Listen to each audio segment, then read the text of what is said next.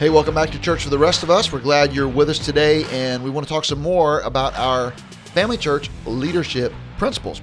You don't have to adopt these principles, but maybe they will speak to you in your context. And today we have with us to talk about these important matters two great pastors, Pastor Larry Mayer and Pastor Derek Simpson. Pastor Larry is the campus pastor at Family Church West, and Pastor Derek is the campus pastor at our original campus, Family Church Downtown. And these are two great leaders. I can't think of anybody better, Leslie, to talk about our leadership principles. That's right. So we're going to tick those off real quick just so everybody knows what they all are, and then we're going to come back to number one. So our 7 principles are: be a family, be trustworthy, be a people developer, be a motivator, be an innovator, be a collaborator, and be excellent. And I just kind of have to give a shout out to Warren Wiersbe at this point. Yeah, right? the B series. That's a great idea, Leslie. I love how you really framed those up like that. Yeah, those aren't original to us. Those are original, but the B idea. Well, I guess that's Jesus, the Beatitudes. Okay, let's just move along. Hey, we are going to talk about being a family today, no doubt about it. And Derek and Larry, what do we mean when we say be a family? Well, I think we kind of draw that concept directly from God's Word, which is a pretty good thing since we're a church. Mm-hmm. You know, in 1 John 4, there's kind of the principle that we're to love one another kind of as brothers and sisters. So when I think about that, I think about family. I think about my family. And with the exception of my wife, nobody in my family is perfect. And so see what you did there, Larry. If she listens, I get points. Deanna. Right. Mm-hmm. So, you know, but yet we're still called to press in to pursue each other, even in spite of our mess ups, our weaknesses, our imperfection. And I think that's kind of the challenge that we have here. You know, for me as an individual, I'm limited on my ability to love other people because I get tired of people. I get mad at people. Happens even here in the church, happens definitely at home. But when I love with the love of Christ, well, that's where I get kind of unlimited power to move into situations that I'm kind of tired of. I think that's what a family does. Yeah, Larry, I think that's a great point because family really is a great metaphor. It's a great way for us to understand the kinds of relationships that we want each other to have as we're doing life together, as we're doing ministry together. And we know we're probably not all going to serve together for the next 40 or 50 or 60 years, but I like the idea that we might. And that gives us a long horizon to work through some conflicts, work through some disagreements from time to time. And that idea of that brother-sister language is really helpful and really powerful. Well, and it's also used frequently in the New Testament. You know, so it's a Bible idea. It's a Bible idea. And so Larry just read us some great verses about loving one another. But I also think that, you know, when you read, especially through Paul's letters, he uses this brother-sister language just constantly. And we're supposed to call God our Heavenly Father. And so that makes, if he's our Father, if he's my father and he's your father, then what does that make us? Well, it makes us brothers and sisters. So I think this is a biblical concept, and I think underlining that as kind of the primary metaphor we want to use for our personal and professional relationships is really important, really helpful. And I really like it too because we're family church. So There it you kind of go. seems appropriate that Family Church would have their first leadership principle be a family, and it is so core to who we are. So again, I think it's a great concept for believers and for churches and for Christian people, obviously for people who are in a family, but I think specifically to us, it really works so well. And I also like, Pastor Jimmy, how sometimes you talk about the need for people to have not only our Heavenly Father, but spiritual fathers, mothers, sisters, and brothers. And that is what we want to be for each other at Family Church, whether we're working together or serving together in teams at our campuses, whatever we're doing. Absolutely.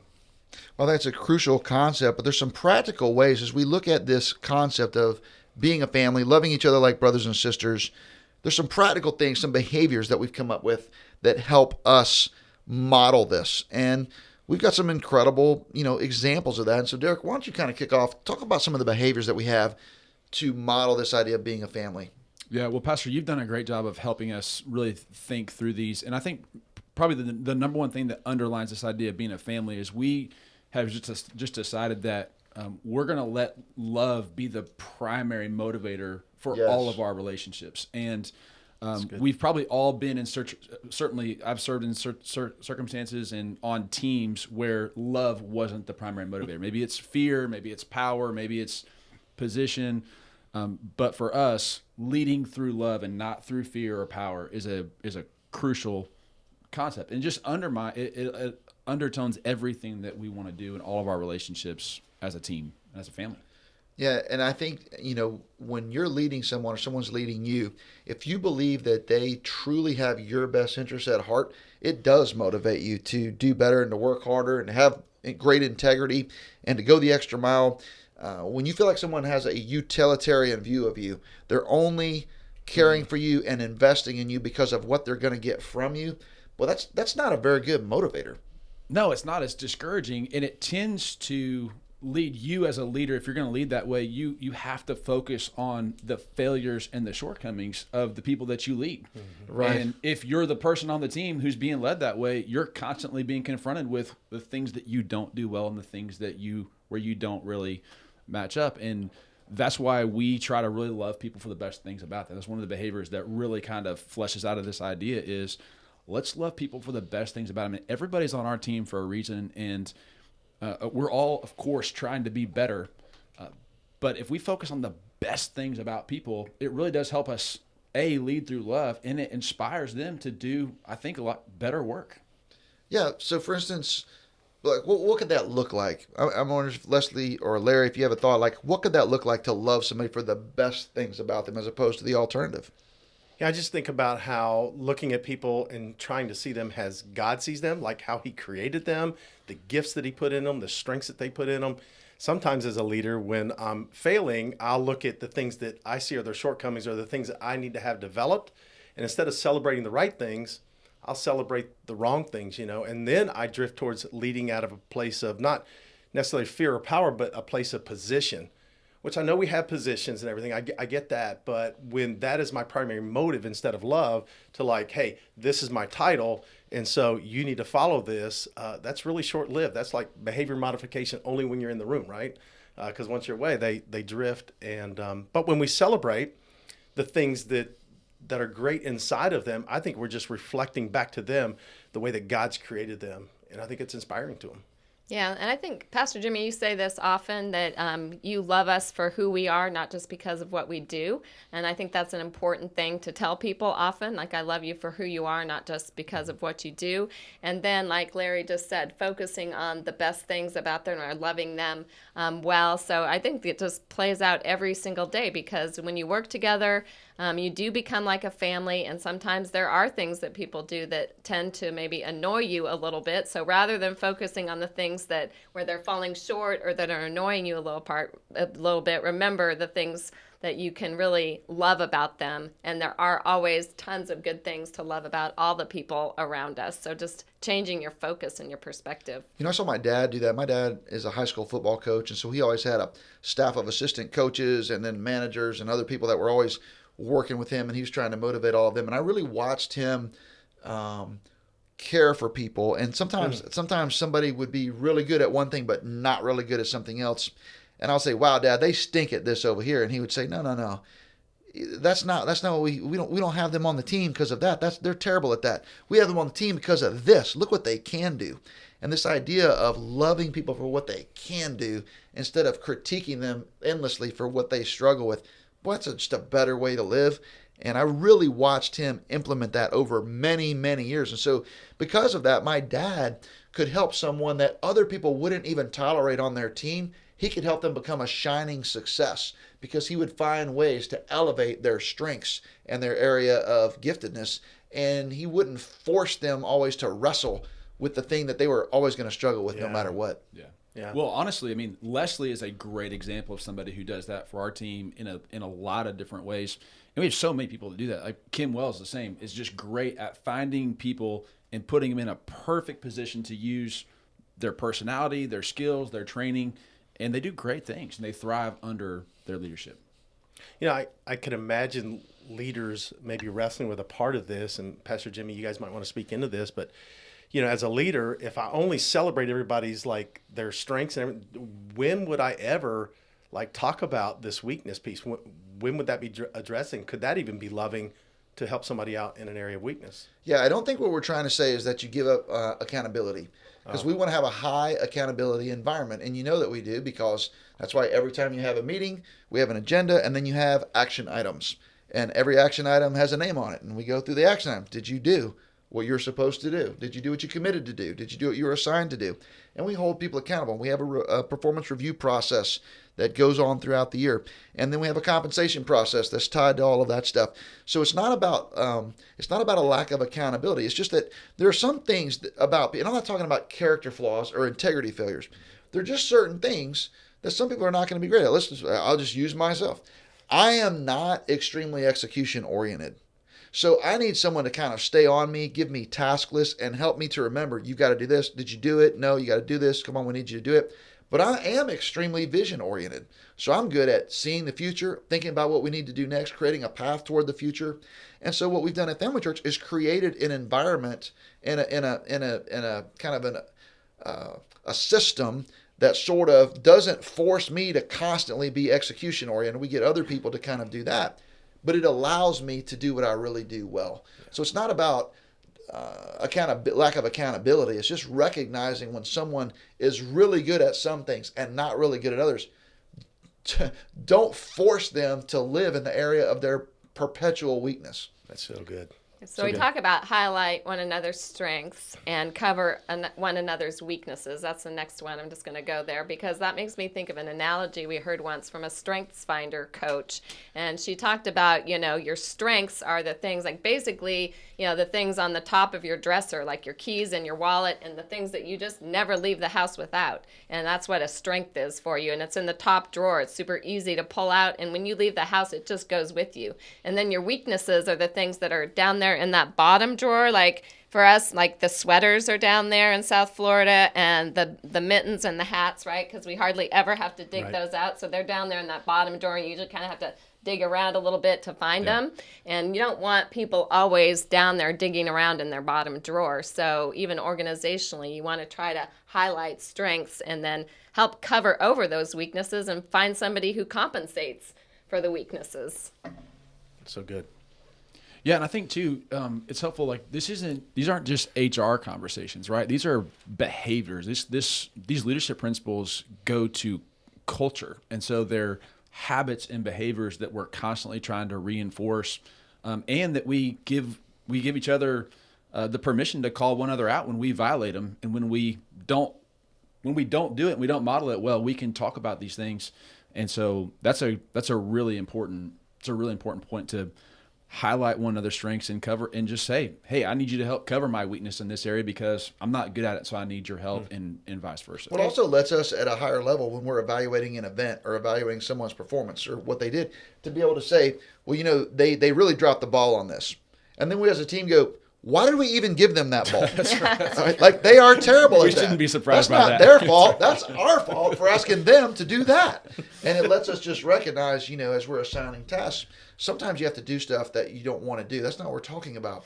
We're just saying as leaders, how do we help put people in the best position to succeed, highlighting their strengths. And that really flows from the next behavior, which is super important also in our conversation about how we treat people. Yeah, that's exactly right. I mean, one of the behaviors that we talk about often is seeing one another as equal in calling and unique in gifting, regardless of where they fall on the org chart. And so some organizations, and I think every organization is tempted to fall into this unless you actively work against it. But you're tempted to fall into this idea that the higher somebody is on an org chart, whether it's perceived or actual, the more important that person actually is. And we just think it's better to think differently about people. So everybody has value and everybody has a unique calling that they've been given by the Lord. And we want to recognize that we treat each other as equals, even though organizationally we do different things. Yeah, and I think that's important. Even if you've been listening to the podcast about the rise and fall of Mars Hill, I think that just tells you a lot about, it's kind of a parable that warns all of us to be careful with thinking that because we're somewhere on an organizational chart, we're superior, or our gifting in certain areas appears to be greater. And that's just not helpful. It's so important that we look at our brothers and sisters, whether they're in the maintenance department or the security department, or whether they're doing data input, or whether they're preaching or leading music or working with children or preschoolers. Look, they're created by God. The thumbprint of God is on them. God has given them value. They're made in His image, and then they have a sense of calling to our organization. And so, just because I'm the lead pastor doesn't make me better. It doesn't make my calling more valid or more significant.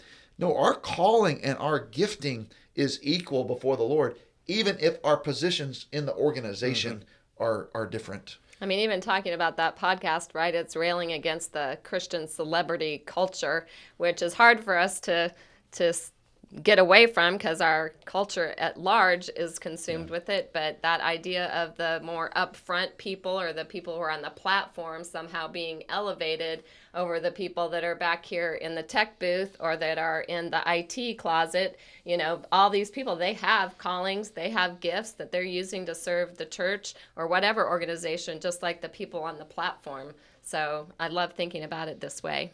Yeah, and once again, that's a Bible idea. That the first should become last and the last should become first, and the highest and best calling is to be a servant. And the same is true. A lot of our listeners to this podcast and a lot of churches, all of those tasks that you just mentioned are not tasks that are performed by employees but by volunteers. And the same is true at Family Church. And we can very easily, as staff and pastors and directors, we can very easily create an artificial divide between people that get paid or compensated to do ministry and people that are volunteers, and that's not helpful or healthy either. Yeah. I remember when I interviewed to be here at Family Church, and I sat down at a pancake house with you and Pastor Jimmy and Pastor Aaron, and I remember asking the question, so do you guys have like an organizational chart I can see? And probably for the next, 30 minutes, might have even been an hour, you guys began to just share with me this concept right here, just this one principle on how we're more like a family. Because for me, I was just looking at it for like, hey, I just want to know, who I report to and kind of how decisions are made. And you made it clear. It's not that we don't have one. It's just, you'll never find it on a wall anywhere because everybody is equal. We're all equal. We have different responsibilities and roles, but be clear, we treat everybody equal. And then when I came on the team, because honestly, at first I thought, we'll see how that works out. I got on the team, and it's really fleshed out here. It really is. When I see the culture of honor that's given like in our family chapels services and, during the weekdays and stuff, people are called out no matter what their position, and they're celebrated big time. And it's really life-giving to know that you can serve in any role here at Family Church and know that you have a voice around the table. You're welcome to the table. You don't have to wait to be invited. You're on the team. You're in the family. You're part of it. Come on, let's go. Yeah, we love that about it. And Larry, one of the ways we have to cultivate that, so there's a behavior that we use to cultivate those kinds of relationships. And why don't you kind of chip in on, like, what are the things we do together that make that possible?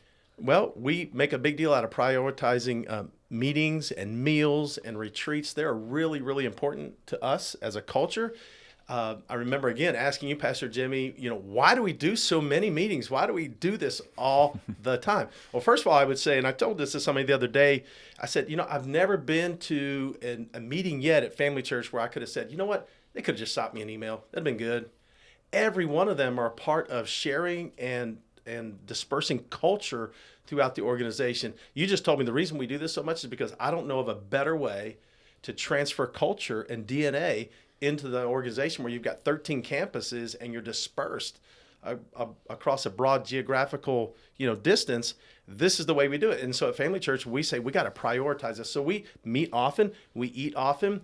I remember sharing with a group of interns that during their time here over the summertime, there's going to be meetings. Prioritize those, right? They didn't have a choice on some of those, but then there was these impromptu coffees and meals that they'd be invited to. And I just told them, I said, I bet you some of the best insights to your own life, some of the best leadership wisdom you'll get, some of the most encouragement you'll get is if you'll have some margin in your life to prioritize even some of those meetings, because that's where somebody's going to speak into you and make a difference in your life. And so that's one of the reasons why I think we prioritize meetings and meals and retreats around here, because there's just no better way to get the culture and DNA into our church.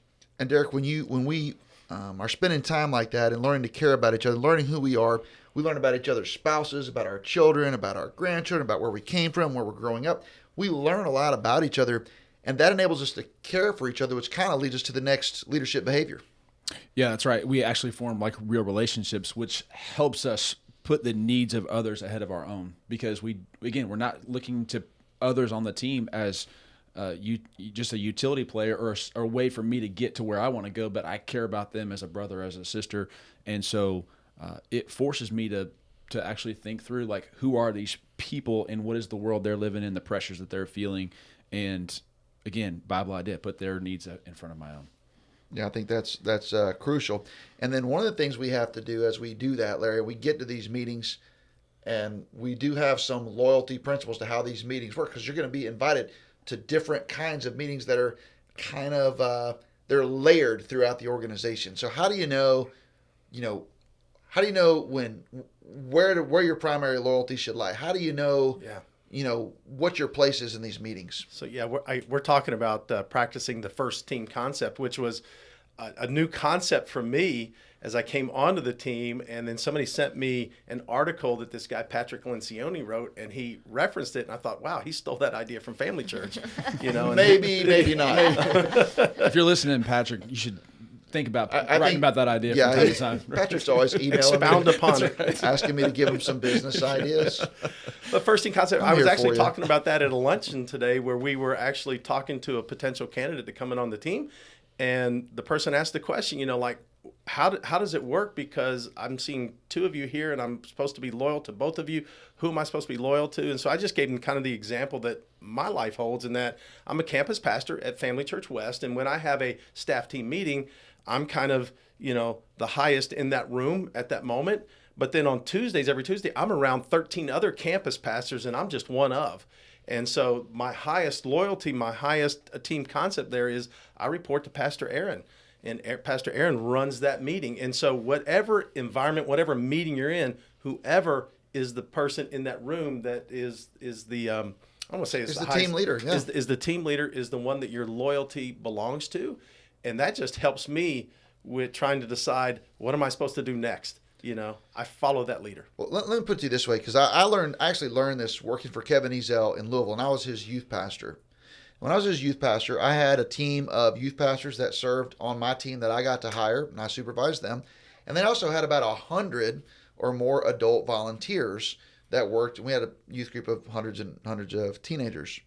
And what I had to learn was that Kevin would sometimes give me some marching orders, or Kevin and some of the senior executive leaders would create a policy, or they would make a decision, a programmatic decision about our church, and I would be the one that had to deliver that decision to my team of youth pastors and volunteers.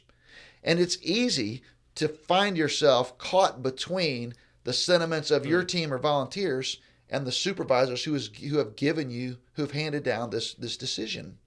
And what Kevin even taught me is he said, look, I don't need you to be the union rep for the volunteers. That's right. I need you to be the management rep for me. You're supposed to go help them understand why we're making this decision in a way where they feel great about it, which means you're going to have to own the decision that we made in a meeting that you weren't even in.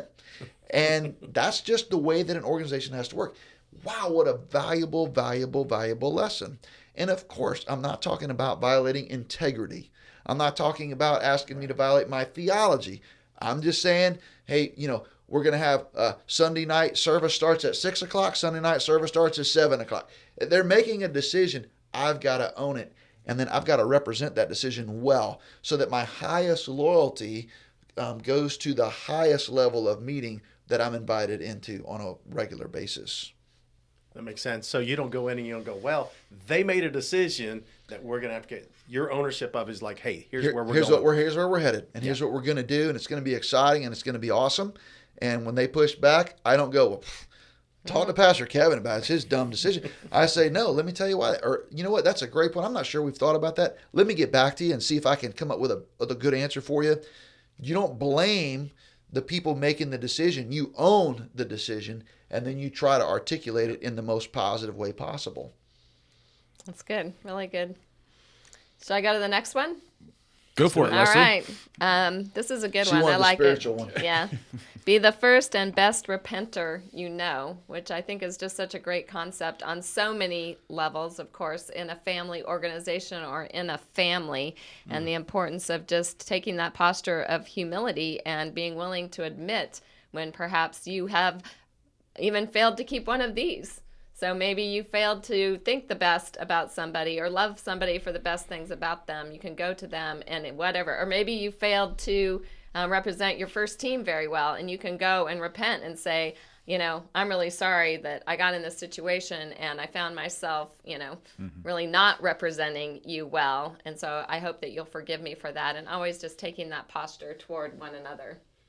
We sometimes will coach this same principle when we're preparing couples for a family, for a marriage. That's right. And, we'll say things to them like, hey, just go first. Right. The person with the most integrity, goes first. Who wants to go first? And of course, then they're fighting over each other to go first. And I would also say that in particularly in leadership, that when it's appropriate, you should be public about it. Like, you own your stuff publicly when it's appropriate, right? Because I think that models for everybody else that's following you what it looks like to go first, to be the first repenter, to own your stuff. And I think that's important. I think it even goes beyond just being humble. I think it models all the right things about being a family.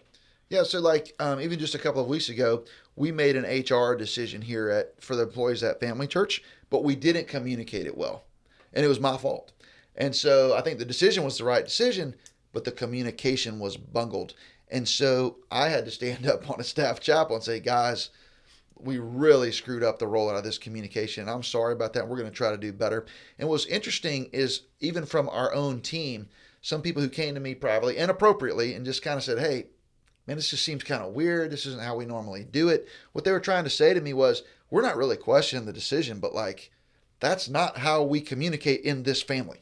And they're right. Mm-hmm. And so you have to sort of go back and say, yep, we messed that up. But what I love about it is it was still a good even though it's a little humble pie for me, it was still good opportunity to show our team, look, it's okay when you mess up. People will give you, I don't feel like anyone was angry at me for messing up. I actually think they feel closer to me when I admit when I make a mistake. And it's true for everybody who works on our leadership teams. And Larry, part of that is just how there's one of the behaviors that we listed that came up a lot in this little modeling that we did that helps the people in our meetings feel like we're giving them our full attention.